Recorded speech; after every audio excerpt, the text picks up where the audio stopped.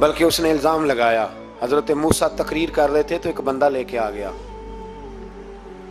उसके पीछे एक औरत है। कहने लगा मूसा खुतबे बड़े देते हो, पर एक बीबी कहती है कि हजरत मूसा ने तो मेरे साथ माज अल्लाह सुम्मा माज अल्लाह नकले कुफर कुफर नबाशत, मूसा ने तो मेरे साथ ज्यादती की है। हजरत मूसा अल्लाह के नबी जब इज्जतदार आदमी से आके सवाल पूछते हो तो बेचारा टूट जाता है, वो बेचारा टूट जाता है। जब लोग पूछते हैं ना ये तो खा गया फलानी शय, इज्जतदार इसने अपनी जिंदगी बड़ी मुश्किल से काटी हो पर वकार से काटी हो, वो तड़प उठता है।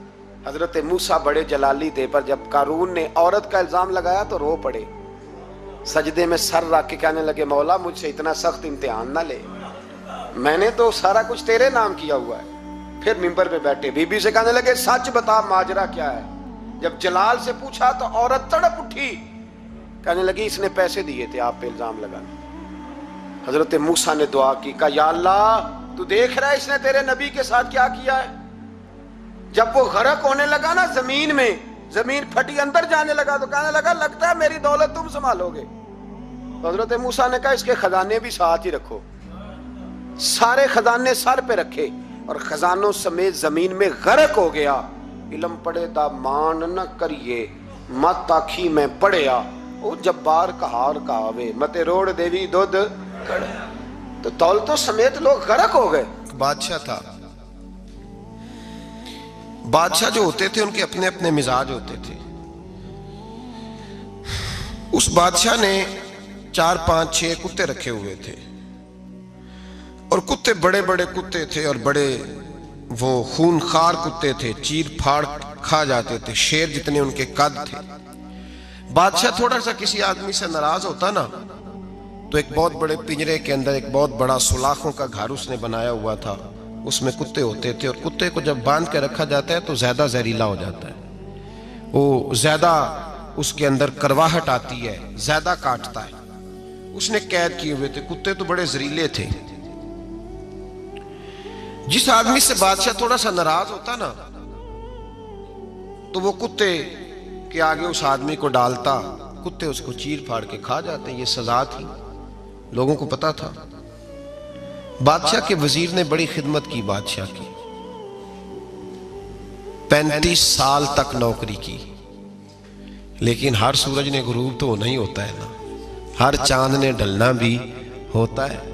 अब बूढ़ा होने लगा, वो जो मजबूत हाफसा था वो कमजोर होने लगा, हल्की हल्की गलती। बादशाह मिजाज का बादशाह था, पर नहीं समझ में आया। तो मैंने कहा कि लोग कहते हैं हमें काम प्यारा है, चम नहीं। तो रिश्ता वफा का था ही नहीं।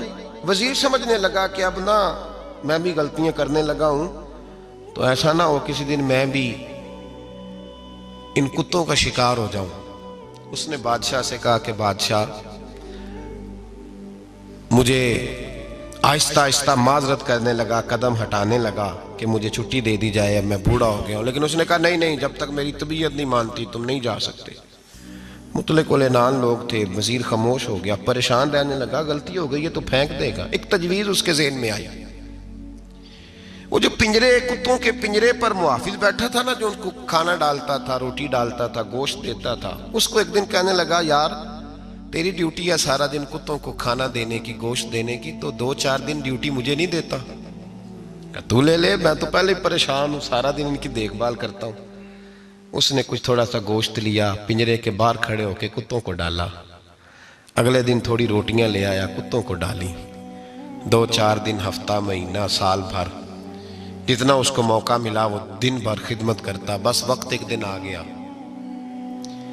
बादशाह को कोई बात अच्छी न लगी, अच्छी न लगी। उसने कहा इस बुड्ढे को उठाओ और डालो कुत्तों के पिंजरे में। सारी जिंदगी यहां रहा, इसे अभी तक नहीं पता चला मेरे मिजाज का।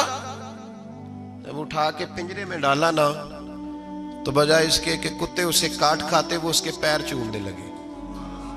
वो पैर चूमने लगे, हाथ चूमने लगे, चाटने लगे।